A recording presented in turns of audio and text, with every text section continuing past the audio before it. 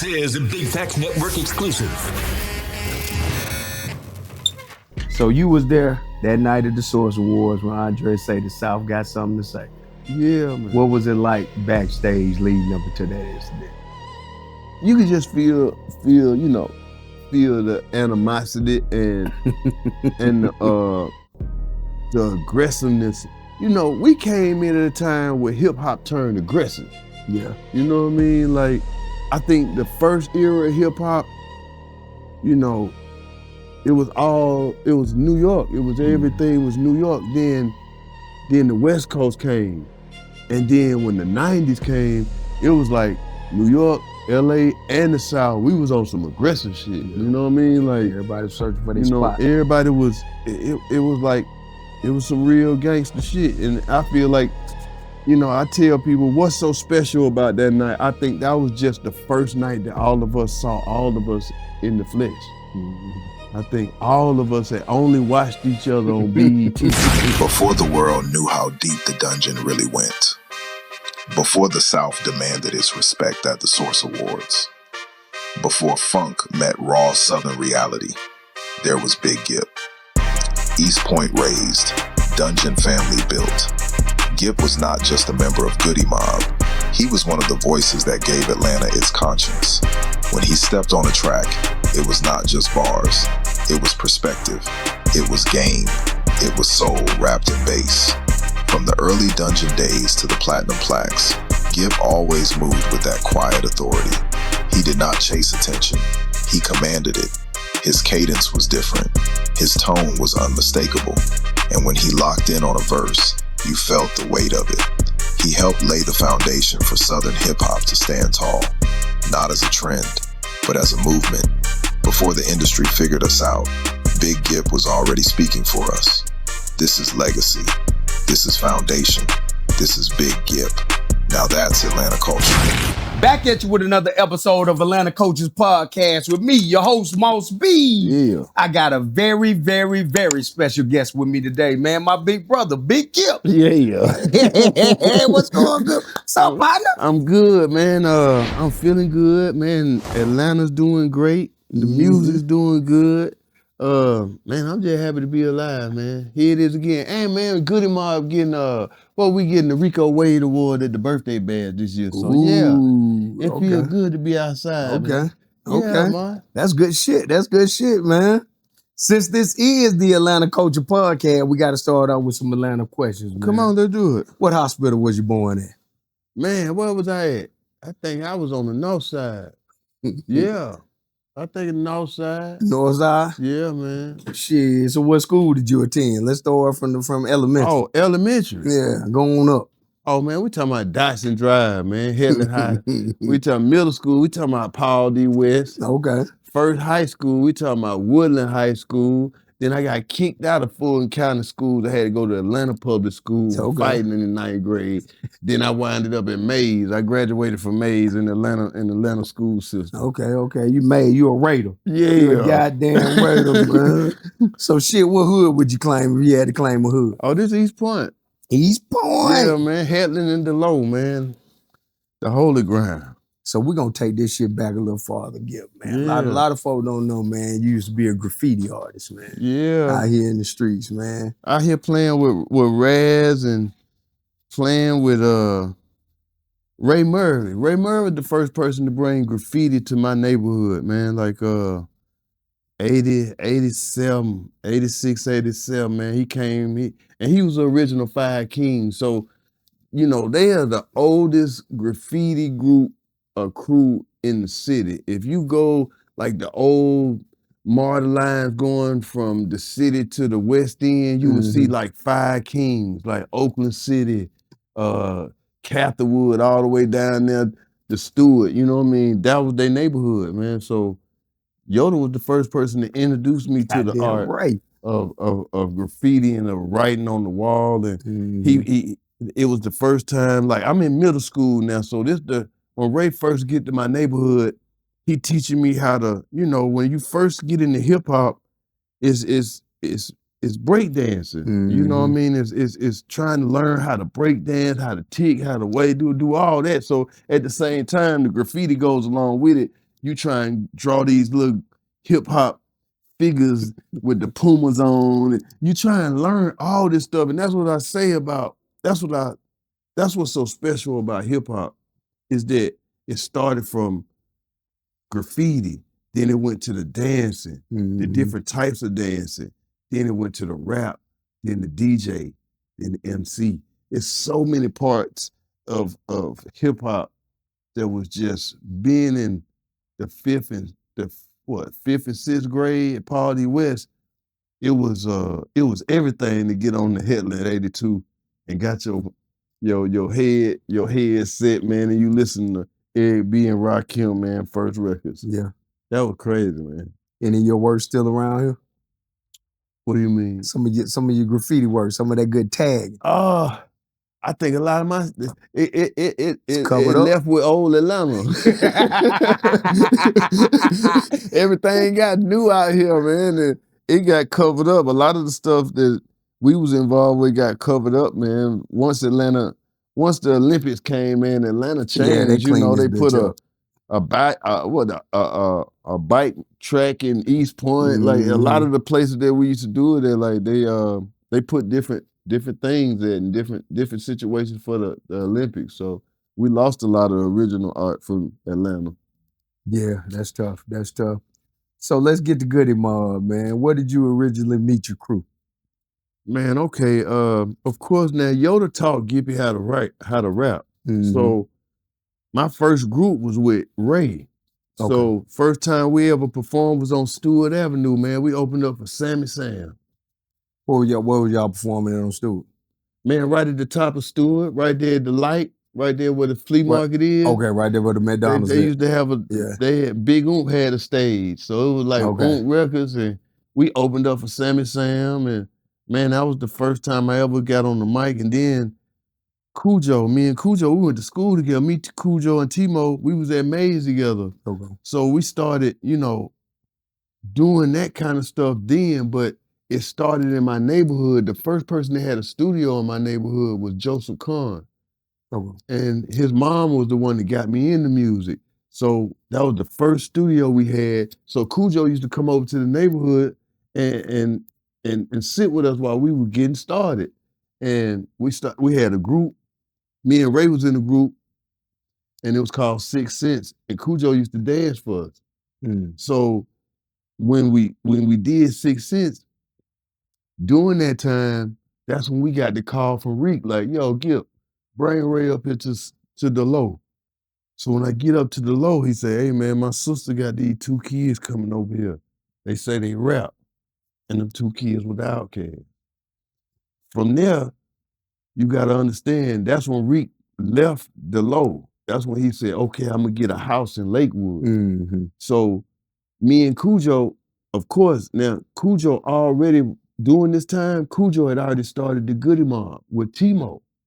So you gotta understand, we recording a little bit over here, and I'm in a crew called East Point Chain Gang with Cool Breeze. So you gotta understand, at this time, Timo, this is the first time Cujo take me to Morris Brown, and I find out that him and Timo are doing music together. They with Ed on the back street. So they already recording over there off Peter Street. That's where the first Goodie Mob, where Cujo first started putting Goodie Mob records down. Okay. Was over there on Peter Street. Once that happened, we had a show at what was the club that was on Marietta? That was the Warehouse? The Warehouse. Warehouse, okay. So you gotta understand, I'm in the Chain Gang, and Cujo and Timo is in the Goodie Mob. The first night that we meet as Chain Gang and Goodie Mob, we performed that night.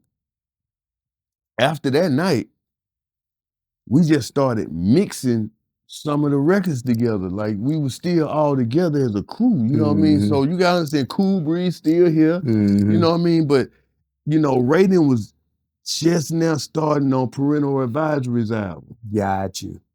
So Parental Advisory was the one that had the real deal in the city. I remember that was You the know first. what I mean? That was the first album I listened to. So So KP, during that time, I was telling people during these times, we never could go in the studio. We had to be outside in the parking lot.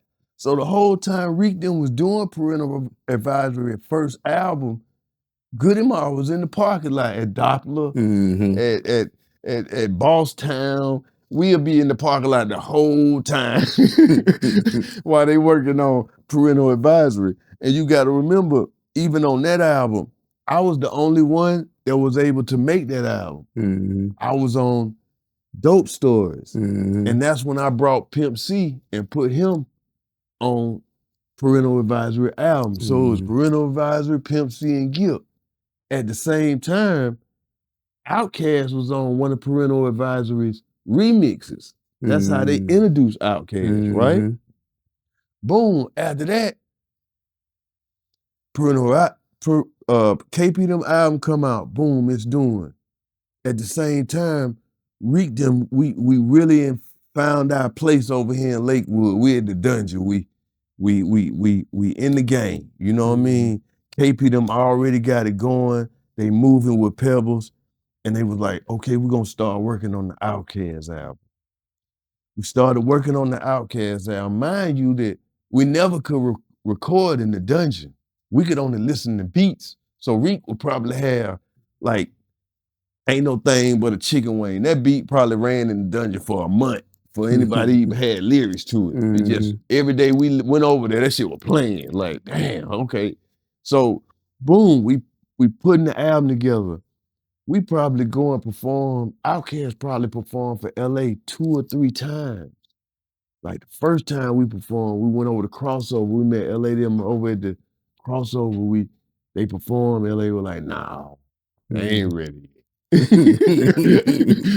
So we went back to the dungeon and we got it together again, you know, and boom, the opportunity came for the Christmas album.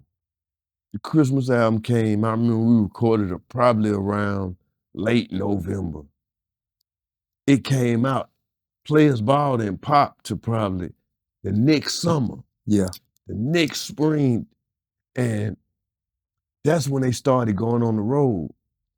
The first big place that really embraced Outkast was Dallas. Greg Street. First time I met Greg Street. We got there, Outkast that's when the big radio shows had first started. So we get to Dallas, and I'm like, wow, like, I called back and I told Yoda, I said, bro, like, this different. He said, what you mean? I said, bro, these boys performing in the Dallas Stadium. Yeah. Yeah, that's some shit nigga ain't never seen before. Yeah, like, real shit. I like, bro, I done walked out there on the field doing sound check, stood on the star. You know, everybody in Atlanta loved Dallas back then. You know, half Atlanta was Dallas Cowboy fans. So we got there, it was like, wow, they opening up for Tony. Yeah. And I think after we left Dallas is when I really realized that everybody, the crew, we had been together for almost 5 years before anything happened. So to answer your question, like during that time, Cujo and Gipp was already going to the dungeon.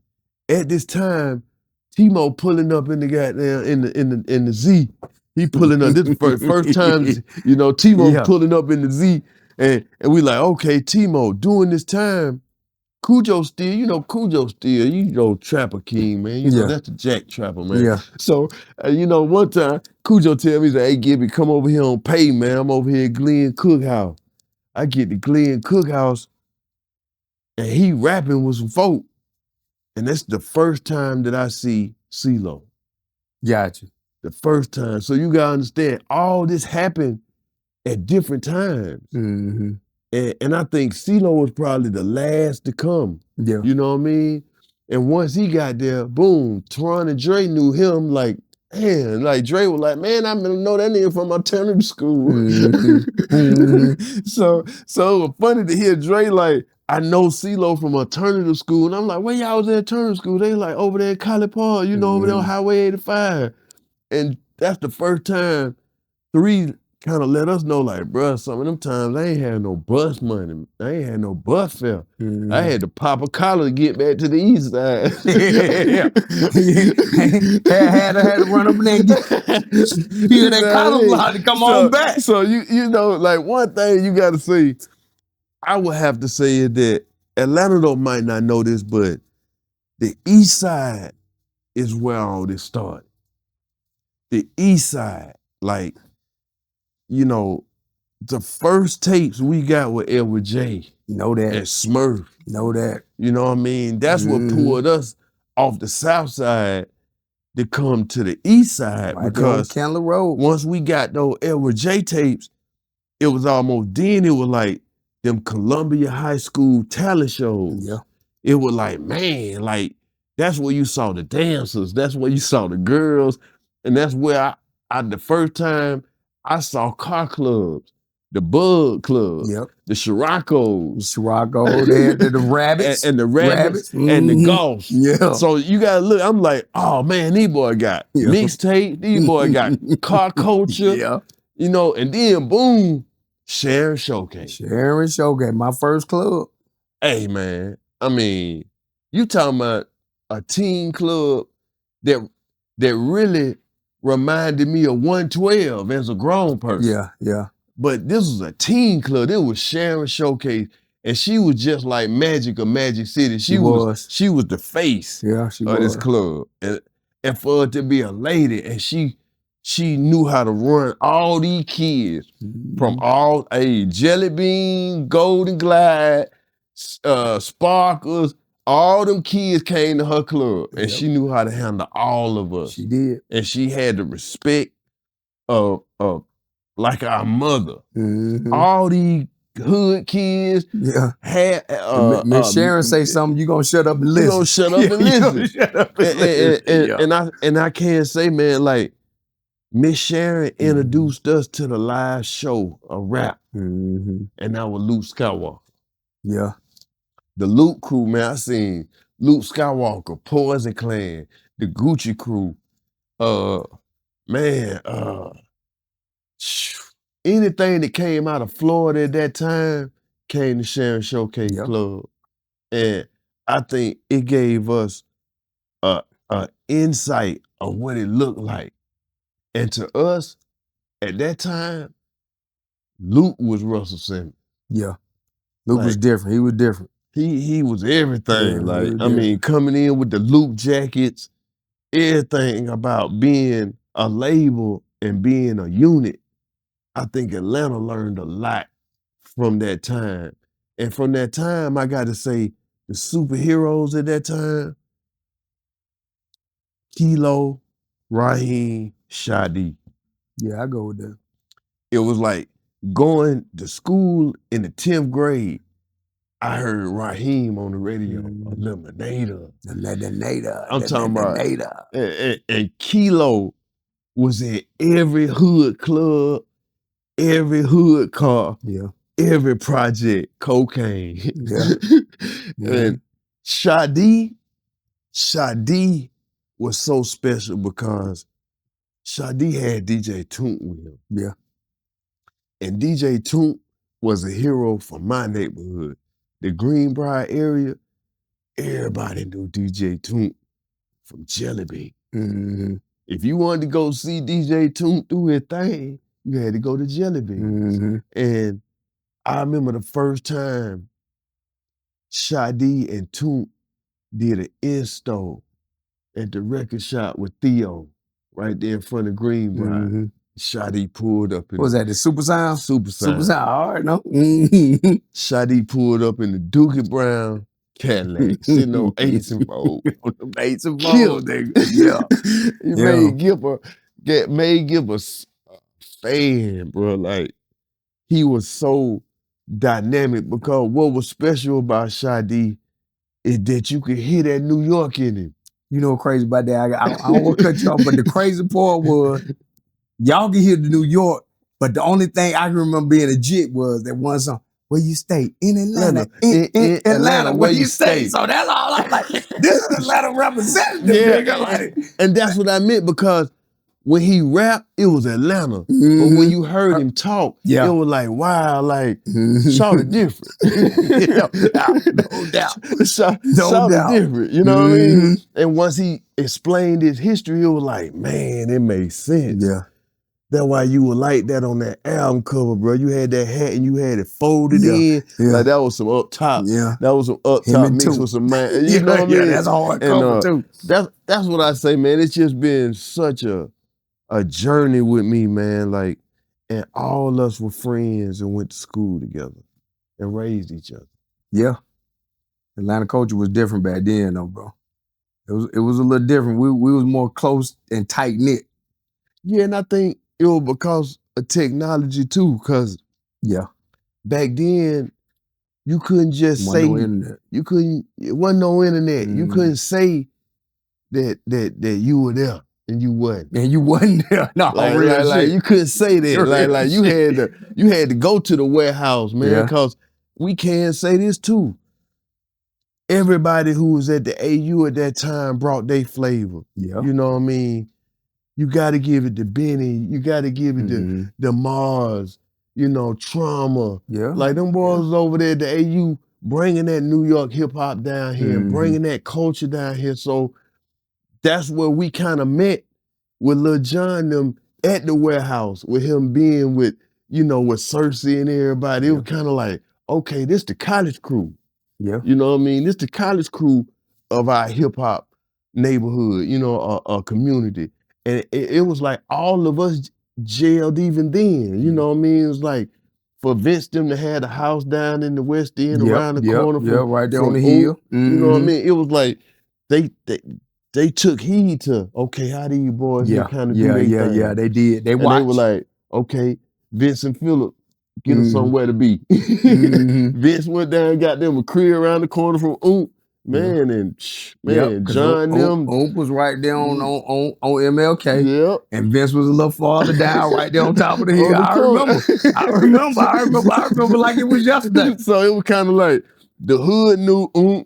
Yep. College kids knew Vince them and Lil Jon them. And it was a synergy. It was a synergy. You was getting the real hip hop and you was getting the real Atlanta, because Oomp them, you got to get. Oomp is our masterpiece.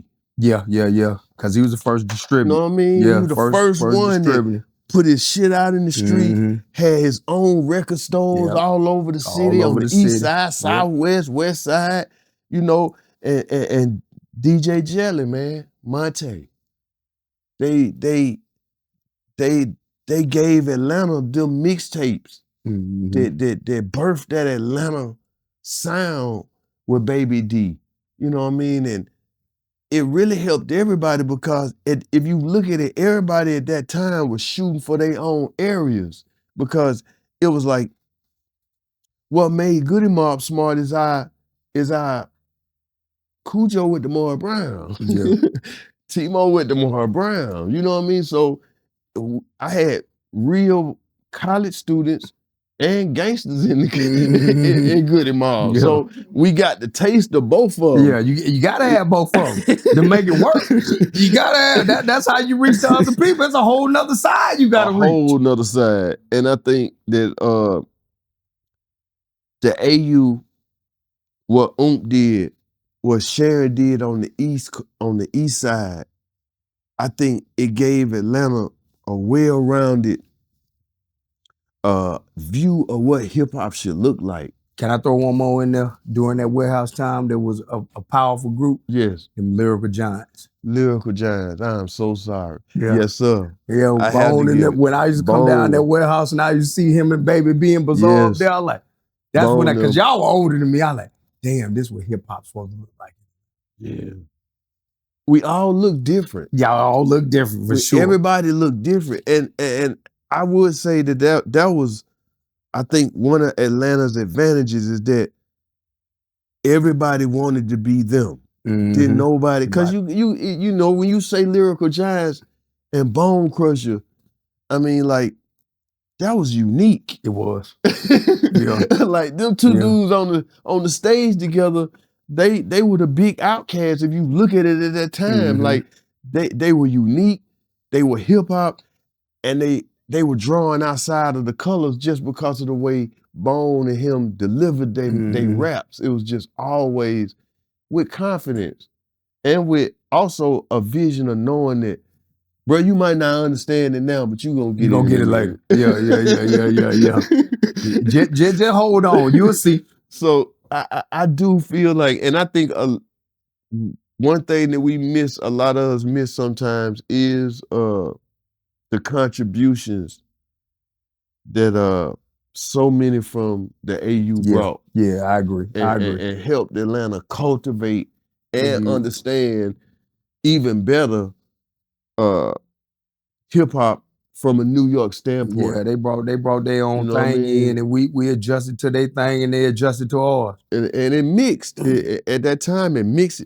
You know, they had the big parties on the AU. I mean, that shit was legendary what they did. Like them Clark colleges, them Freakniks, man. Them first Freakniks and Morris Brown being open was crazy because you really got to see the different cities in the AU. You got to see the Detroit boys. You got to see the Chicago boys, New York boys, and you always had a strong West Coast. Yeah, you did. In the AU. You always had some Chucks around there. Cali was always strong in the AU. So that's what I think made Atlanta become a phenomenon because of what you had going on in the streets, in the clubs, and in the college at the same time. Turn the city out. I'm with you. But shit, let's get back to Goodie Mob a little bit, man. For the people that don't know, can you tell them what the actual name of the group means, Goodie Mob? The good die mostly over bullshit. You take one O away, it means God is in every man of blackness. Because a lot of people don't know that. So I want the mainstream people to get that. Yeah, man. It was amazing because Goodie Mob was always there because of Cujo. Because it used to be Cujo and the P-Funk Goodie Mob. And he changed that into something positive because it was something that started in the trap. Yeah. Like it started in the trap of Dixie Hill, man. Dixie Hill. So I think after we got under the tutelage of Yoda, which is Ray Murray, Sleepy Brown, and also Reek, I think Yoda is the Jedi trainer.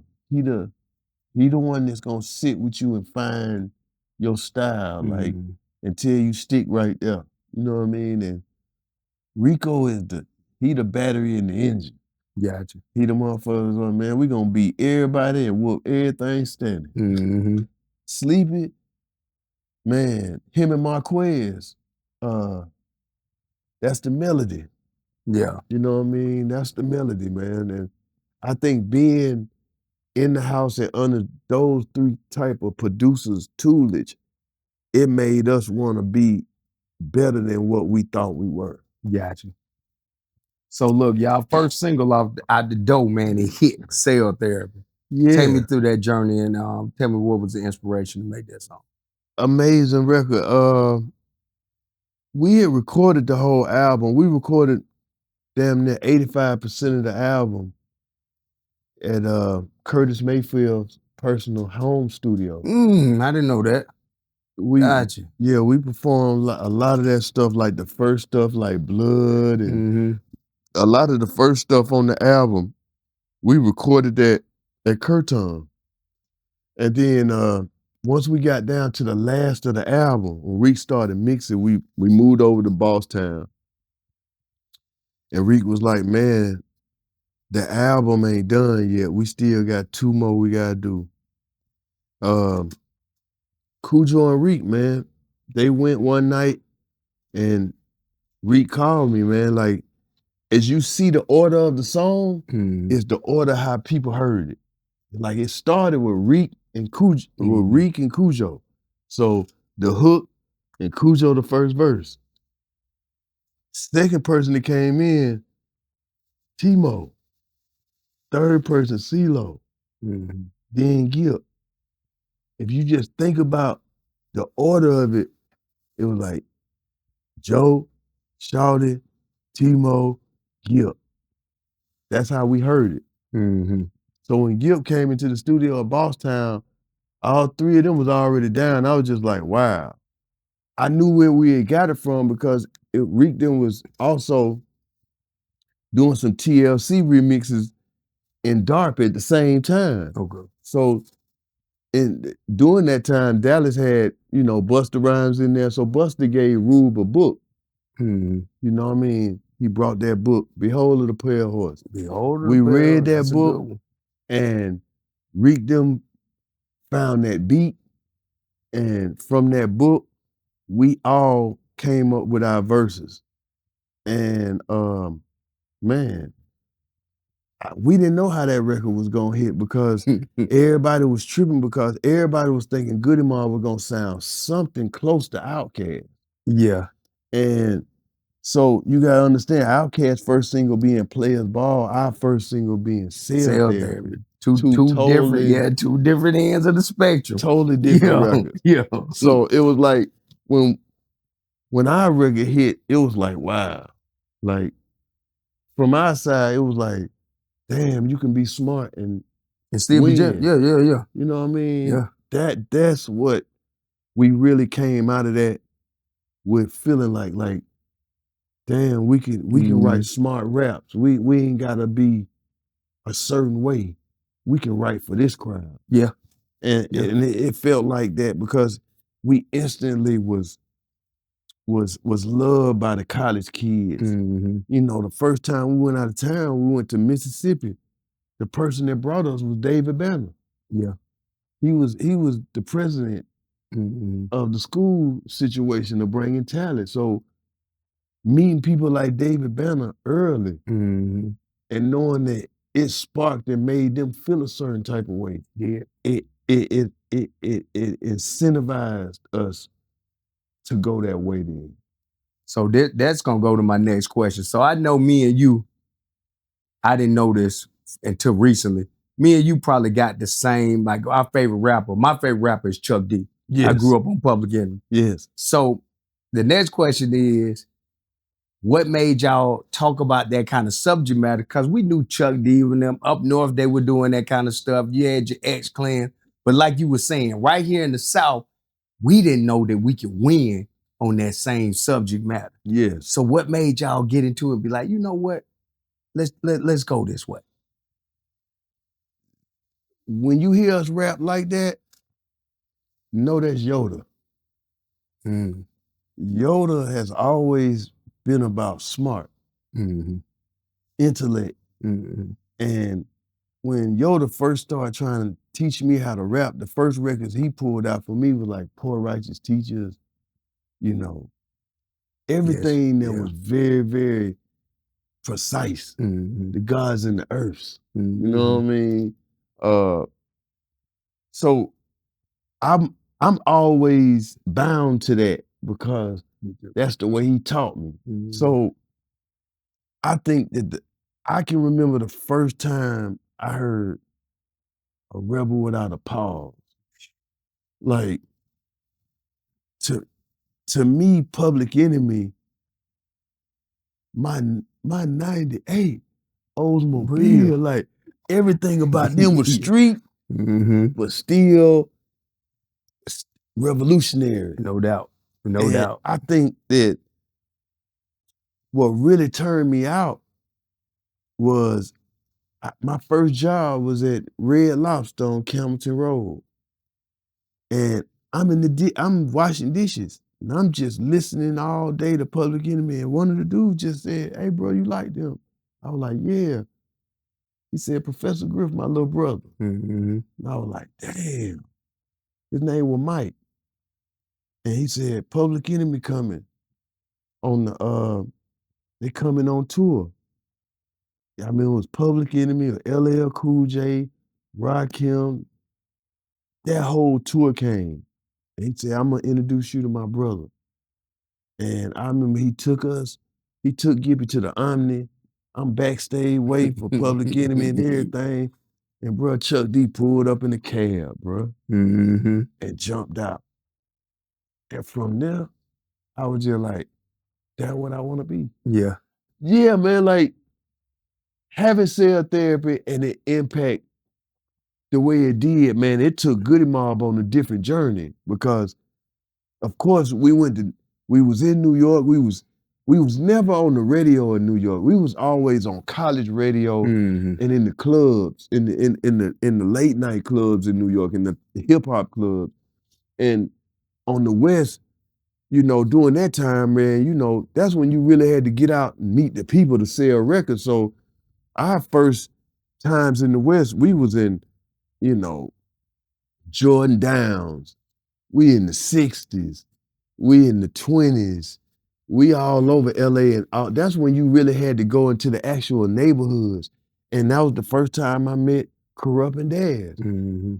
Out on the West, we had to perform our first singles in front of the record stores.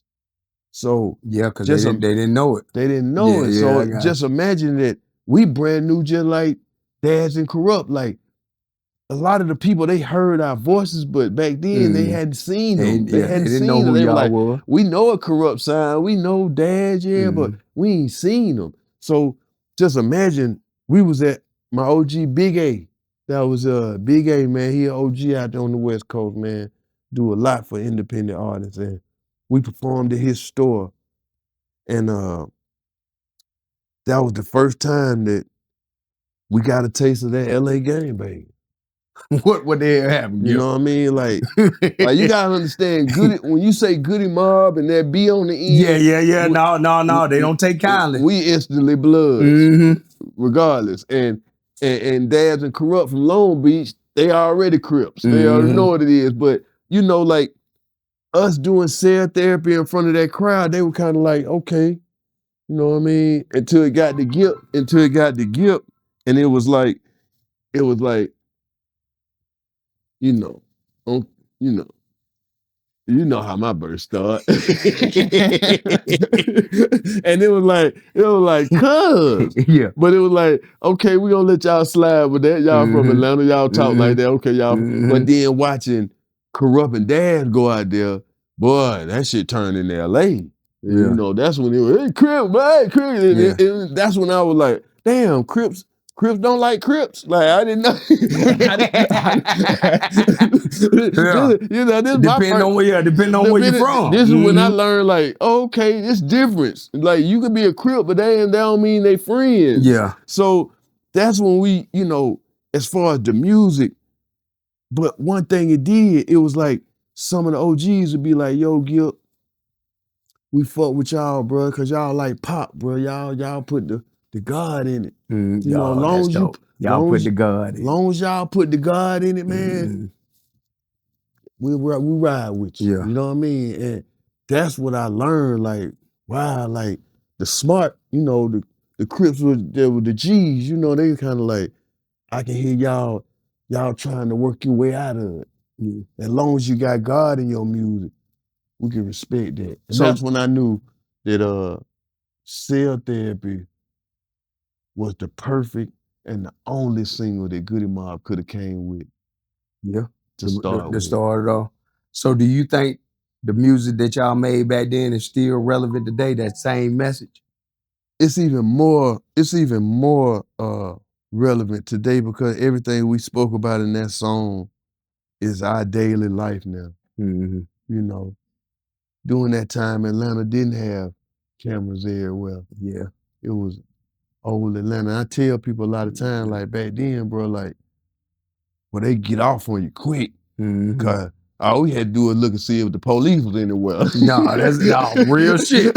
Real shit. If the police anywhere, okay, get we out. Good. Yeah. We get out. But now, you know, you got to deal with cameras. You got to deal with flock cameras. You got to deal with folks' personal cameras. Yep. So you got to understand during them times, it was a lot rougher, a lot faster, a lot quicker with the gunplay. You know what I mean? Because you didn't have to think about it. Sure did. You know what I mean? And, you know, I look at today like we live in a police state. We live in a surveillance world now. You can't get away with that shit. You know what I mean? And cell therapy really kind of like gave us insight to what the future was gonna be. 1000%. And that song right now, man, when you listen to it, it's like, damn, bro, that's our reality. Real shit. Real shit. So take me back. One of your most iconic verses, man, was on Thought Process. Take me back to making that. Thought Process, man, that was a time, because during that time you watching Atlanta change, Mm-hmm. and you watching what at once you control, you can't control it no more because it's bigger than you. Mm-hmm. And Thought Process, the actual song to me, was us understanding that Atlanta gonna change, and these are some of the things that's gonna come with it. Yes. Mm-hmm. And I think also like Reek them, man, like they really put that album together so perfect, man. Mm-hmm.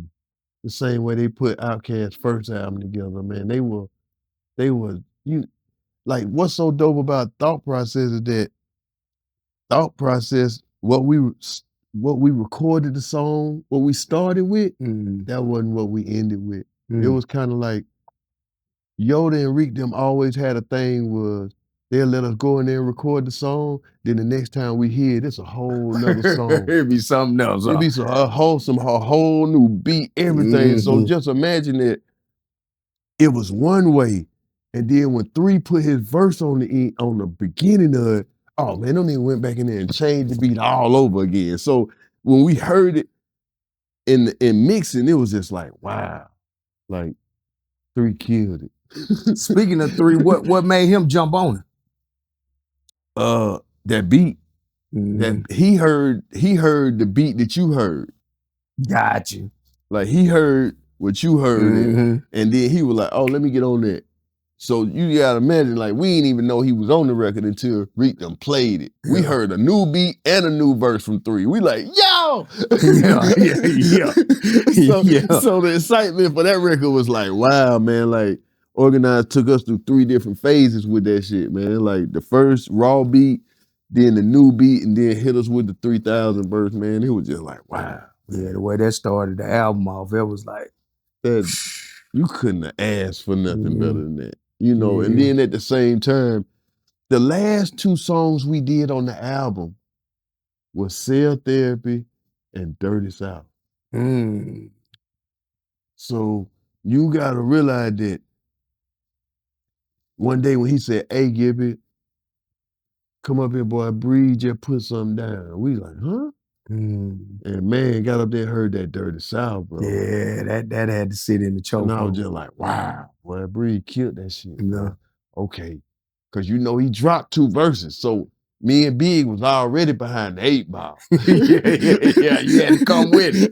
Nigga gotta come with it. You know, so Cool Cutter dropped 2 classes off the bat. So then we were like, okay, I had to think mine, you know what I mean?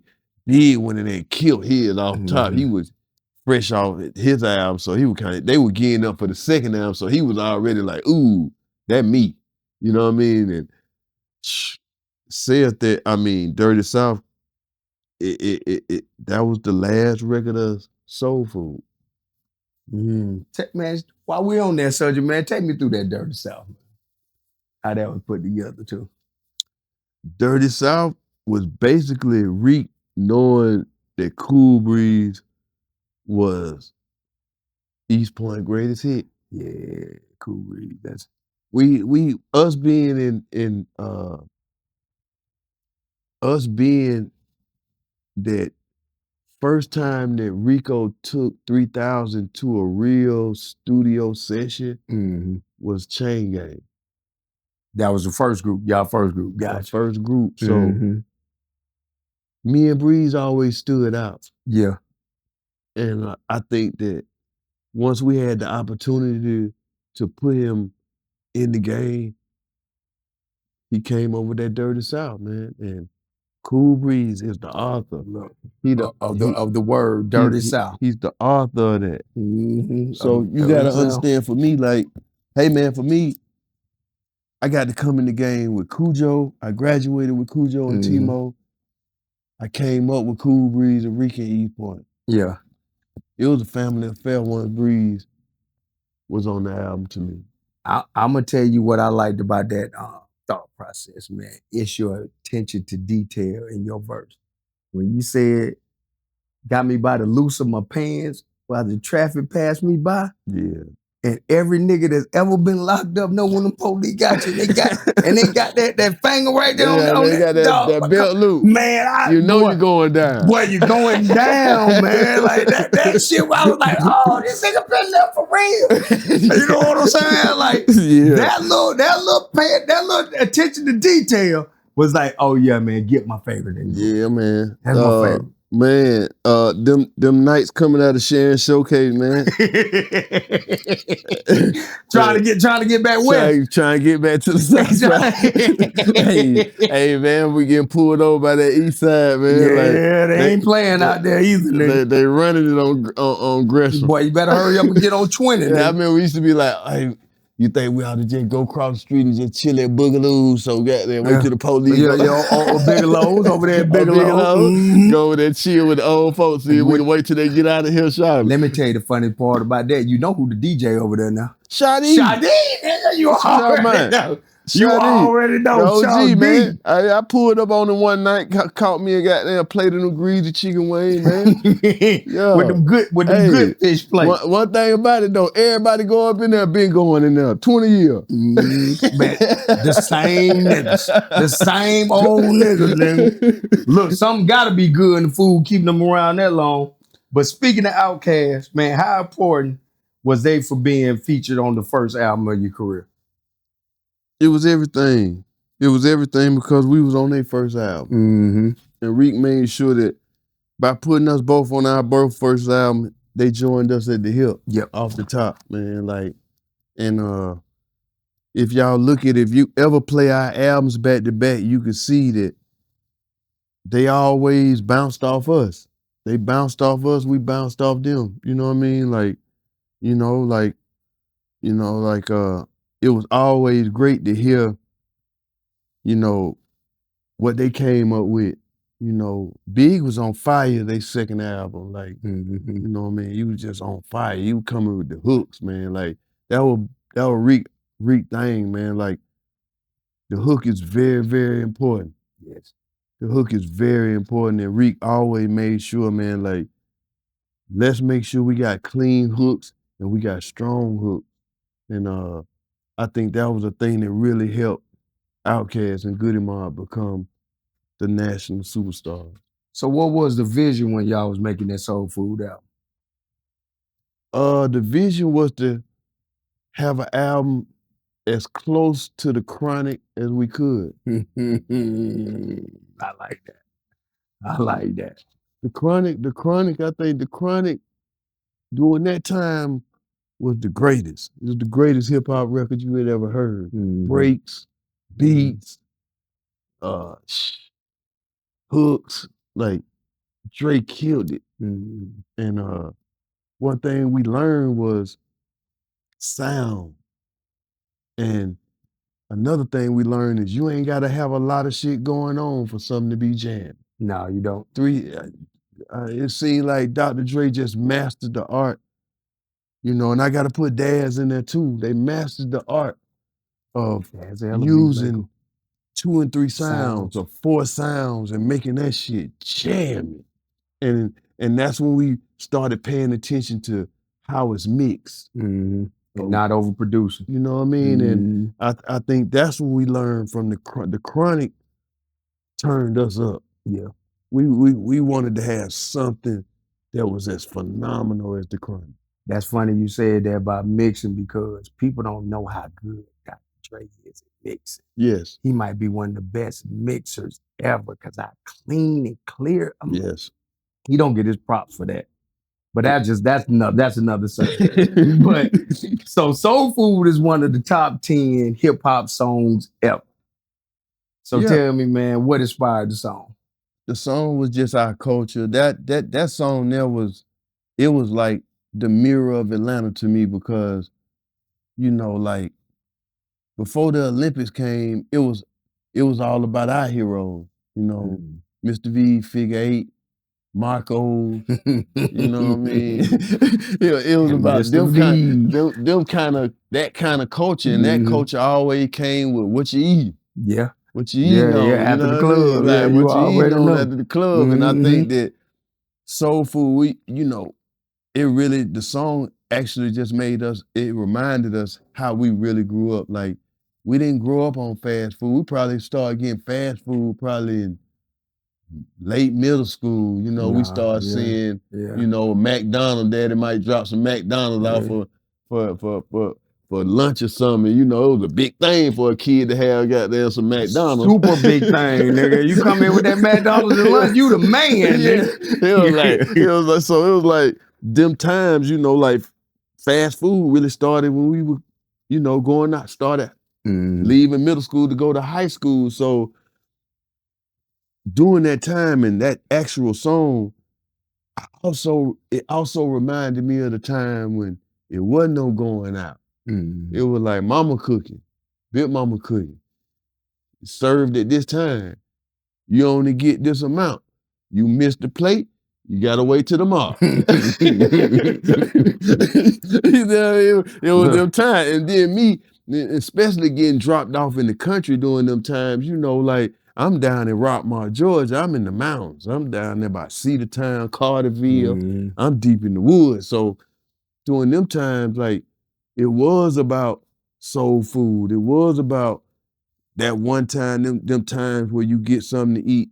You don't miss them times because it ain't gonna be nothing else to the next breakfast, to the time to eat again. So you taking me back to some traumatic experiences. It really made me remember, like, hey man, like, we grew up on Big Mama cooking. Yeah, this is true. Well, but folks sit up there and keep walking in and out the house like, when it gonna be ready? When it get ready? When it get ready, you go on back outside. You know that when it don't slam my screen door. Yeah, real shit, nigga. Ain't no ins and out. We'll call you when it's ready. So it was like, that's what I understood that during them times, and it wasn't about nothing fast. It was about until it's ready. Yeah. And it real. Cooking real. soul food, it builds patience. I like that. So you was there that night at the Source Awards when Andre say the South got something to say. Yeah, man. What was it like backstage leading up to that incident? You could just feel the animosity and the aggressiveness. We came in at a time where hip hop turned aggressive.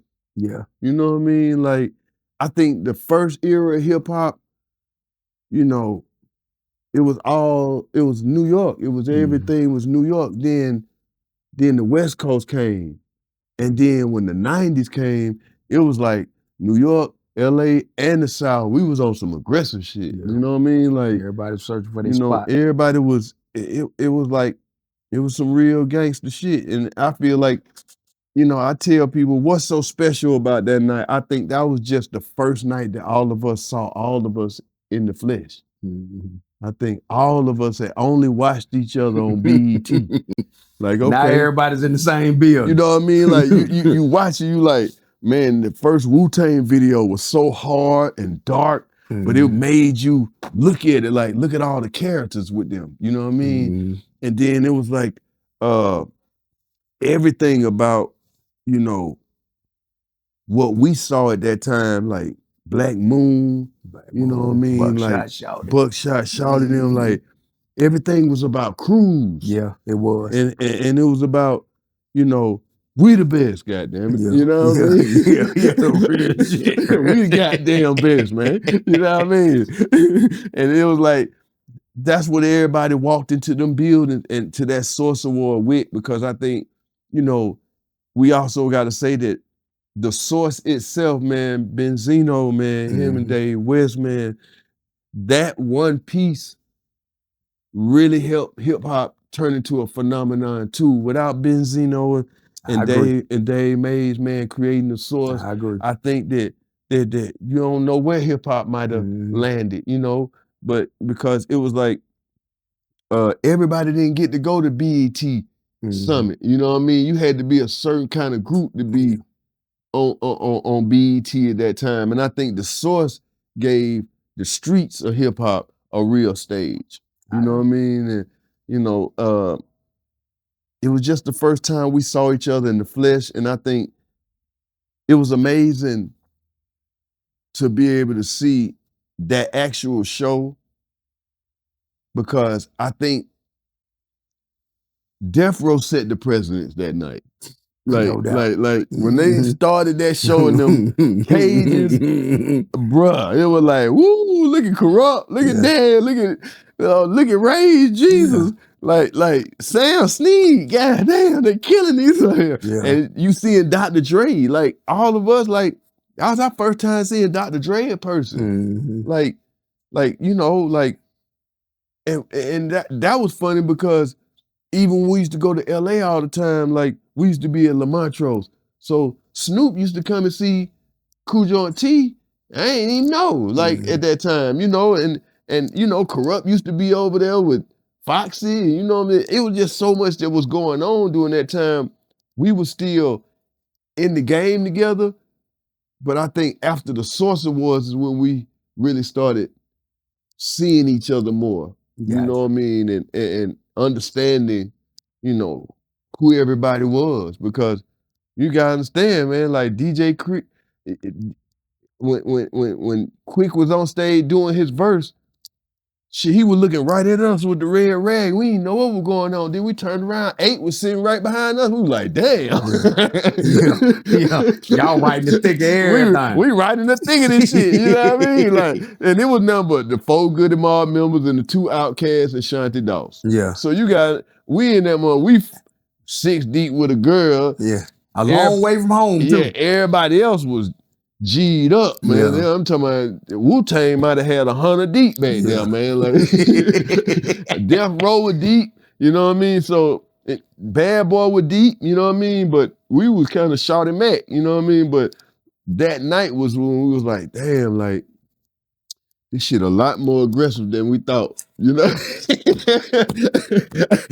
Look, this might be some real street shit. Yeah, this some real street shit right here, man, you know? And it was amazing because I tell people after that night, like, we still celebrated like a motherfucker because, like, we wasn't even listening to nothing going on in there. We were listening to 69 Boy, Tootsie Roll, that album. The Magic Mike. We was on the boom form. Y'all niggas on that boom form, Before this, we was on the boom form. Yeah, we was on it. Know that. We was still on that Lemon Head production, man. That man, at that time to me, like, 69 Boy, man, Vanston, they had it, like, to us, because it was just so big in the South. I was just like, boy, Tootsie Roll, wow. That shit is like, wow, that shit went pop. You know what I mean? And, you know, that was something, because that was one thing about the South. We were thinking like, man, one way you can sell hip-hop is always have you a dance. Yeah, if you got your dance, no doubt. You know what I mean? And I think that Tootsie Roll, it wasn't nothing bigger than that at that time. And I was just like, wow, man, Vanston really did it, bro. Charlie really did it, boy. So, yeah, that's how it was. So take me back on the trip coming home, man, after that night, man, after y'all set the stage on fire. What was that trip like coming home? We came home with an attitude that I think for the next 10 years, we didn't look up. I think that, and you tell people, bro, like, we went so hard and so long. We did like 10 years straight, you know, no break, you know what I mean? And we got tired. Third, fourth album, you get tired, bro. Like the road, the lifestyle, like, you get tired. And, you know, one thing I tell people all the time is like, you know, appreciate not being famous, because when you become famous, it's gonna be days that you don't want to be famous. You just want to be normal. Oh, no doubt.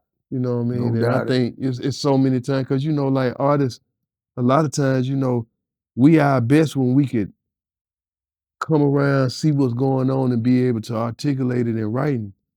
And it's just once the fame come, you don't get to enjoy it. Nah, you definitely ain't gonna get to enjoy it. And they gonna be on your back every time you step out the damn house. We don't get to enjoy the culture. So that's the main thing, man. Like understanding where it's going, where it's been, and you know, we did Goodie Mob 3 albums straight, 4 albums straight, greatest hits, you know, boom, last album came, we did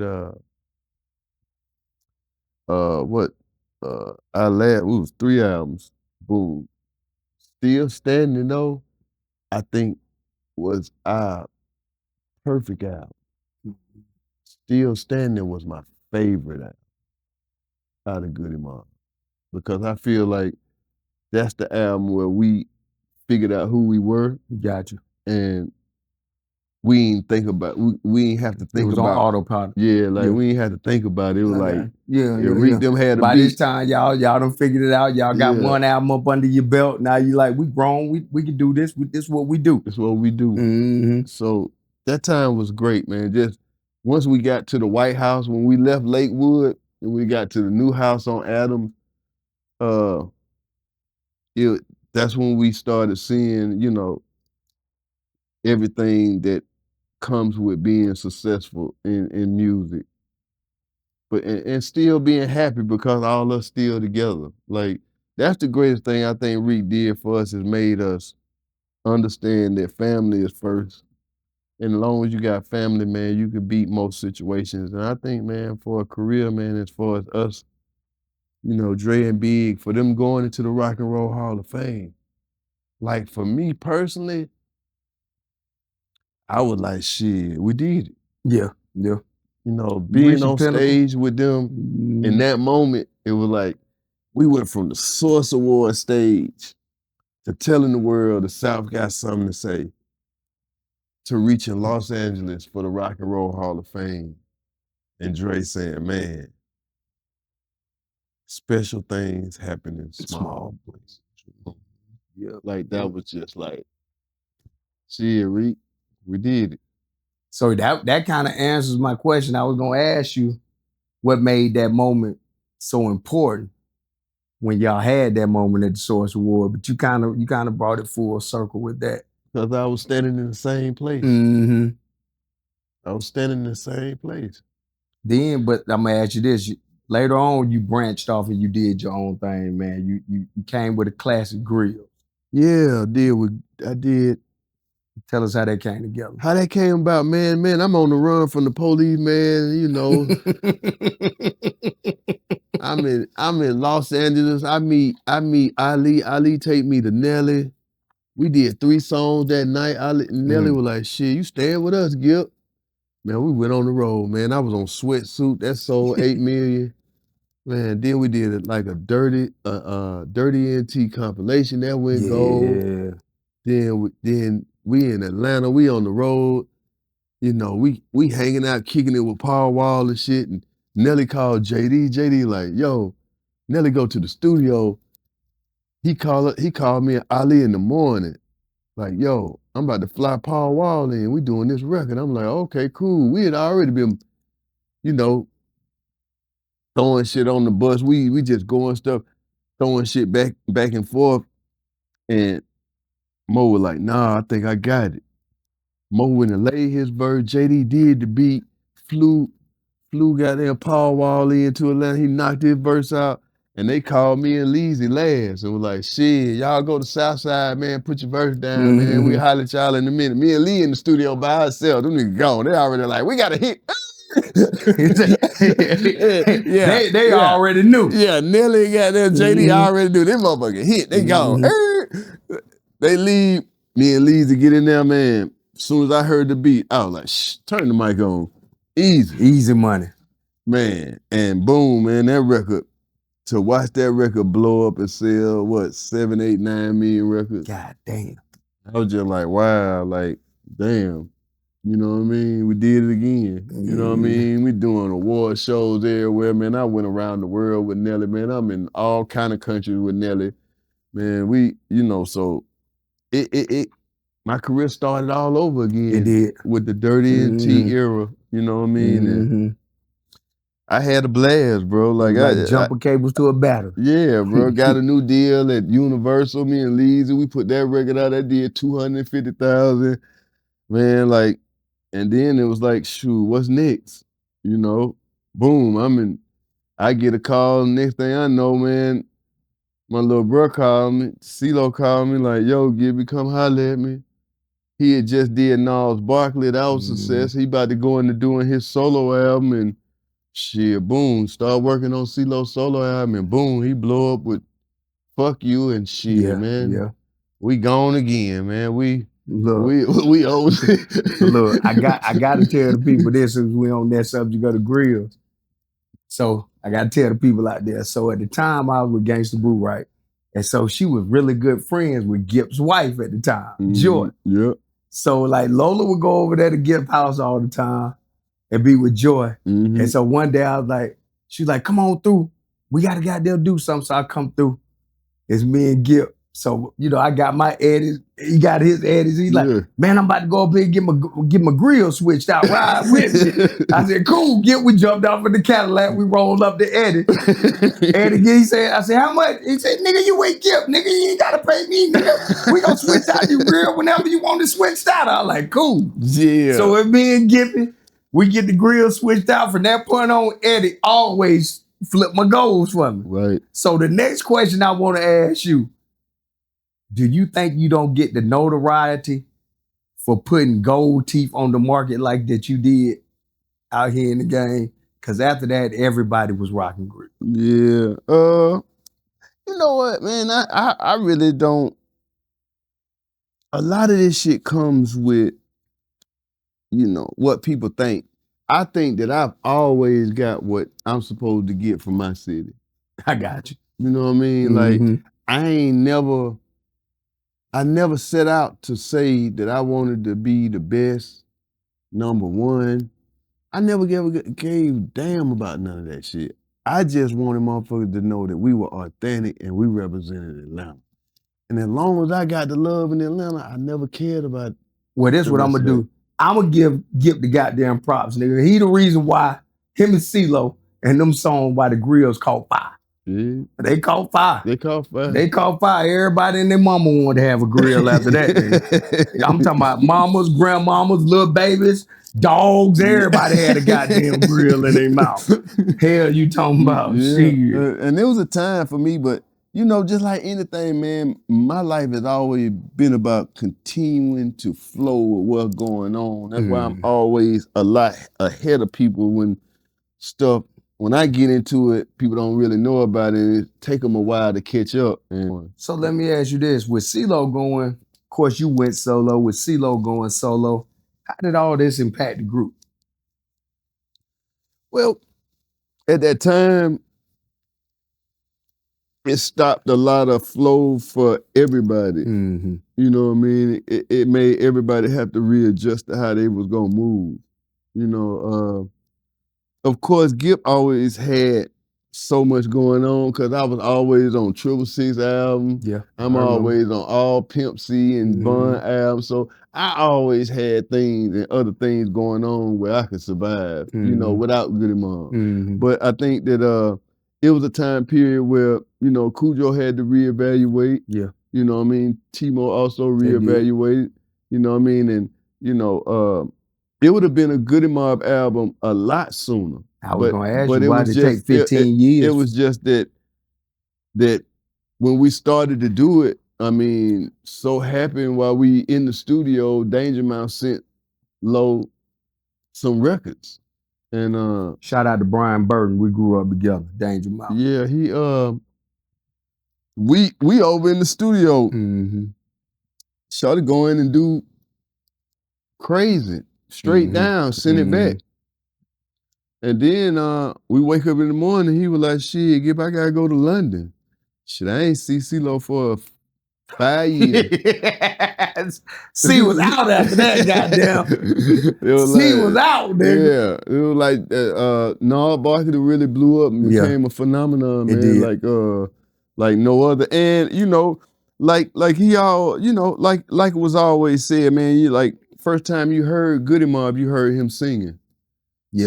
So why wouldn't you think that during this time of our career, he wouldn't take some time out to go and do his that? own thing and do You that. know what I mean? Yeah, So you got to explore that it was shit. always in the cards. If you just look at how the first time you heard us, you heard him singing. So it just gives me. Oh shit! It just gives me. Y'all gotta get up out of here. Yeah. Okay. On the clock. It just gives me a time where it made everybody have to grow up. Due to unforeseen circumstances, Gipp had to leave unexpectedly. We will air part 2 of the interview next week at the same time. Thank you for your understanding. Our goal is always to deliver quality content you can appreciate. This is a Big Facts Network exclusive.